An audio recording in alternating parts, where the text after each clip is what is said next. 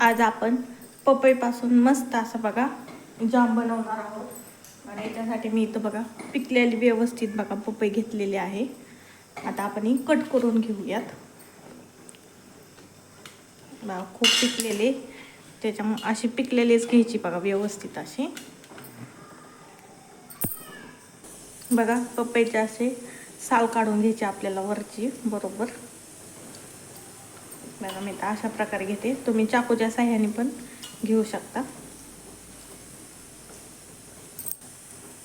याच्यातील बिया पण बघा मी व्यवस्थित काढून घेतल्यात। आता कट करून आपण हे मिक्सरला बारीक करून घेऊयात। मग असे कट करून घेतले, आता आपण हे मिक्सरमधून बारीक करून घेऊयात। बघा मस्त अशी आपली ही प्युरी तयार झालेली आहे बघा पपईची। बघा गॅसवरती मी कढई ठेवलेली।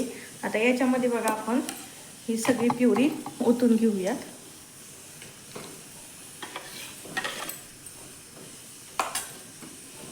बघा थोडासा घट्ट होईपर्यंत बघा आपल्याला असाच एकदम मोठ्या गॅसवरती बघा हे परतून घ्यायचं थोडं वेळ। आणि नंतर थोडंसं घट्ट झालं की मग आपण याच्यात साखर घालून घेऊयात। बघा मी एक 5 मिनिटं बघा हाय फ्लेमवरती एकदम व्यवस्थित बघा असे हलवत याच्यातील पाण्याचा अंश बघा पूर्णतः कमी झाला आहे। एकदम दाटसर असं झालेलं आहे हे प्युरी आपली पपईची। आता आपण याच्यामध्ये बघा थोडी साखर घालून घेणार आहोत। तुम्ही तुमच्या गोडीनुसार बघा कमी जास्त करू शकता। आता हे मिक्स करून व्यवस्थित बघा आणखीन आपल्याला हे चांगलं शिजवून घ्यायचं। बघा साधारण 2 वाटी आपला गर होता, तर त्याच्यात मी एक अर्धी वाटी बघा साखर टाकलेली आहे। कारण का आणखीन हे खूप आटणार आहे, त्याच्यामुळे जास्त पण गोड होतं, त्याच्यामुळे जरा साखर टाकताना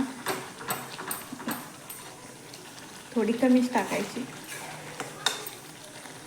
बघा एक 5 मिनिटानंतर आणखीन बघा आपलं हे मिश्रण कढईला पूर्णतः सोडायला लागले बघा, असं चिपकत नाही। तरी पण आणखीन आपला जास्त दिवस जाम टिकण्यासाठी बघा आणखीन थोडंसं दाटसर आपण करून घेऊयात।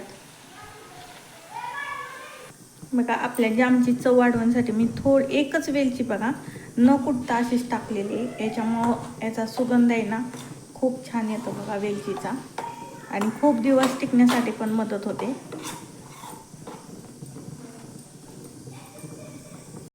बघा आता आपले मिश्रण व्यवस्थित बघा सगळीकडे सोडलेले आणि एकदम दाटसर झालेले। आता आपण गॅस बंद करू। बघा 15 मिनिटं बरोबर मला हाय फ्लेमवरती आणि थोडी मीडियम करत 15 मिनिटं लागलेली बघा हा जाम बनवण्यासाठी। बघा अशा प्रकारे मस्त असा आपला हा पपईचा जाम तयार झालेला आहे। तर तुम्ही पण अशा पद्धतीने एकदा नक्की ट्राय करा। चपाती बरोबर, ब्रेड बरोबर, कशाबरोबर खूप छान लागतो। चला तर मग रेसिपी आवडली असेल ते एकदा नक्की लाईक करा आणि शेअर करा आणि सबस्क्राईब करा। चला तर मग धन्यवाद।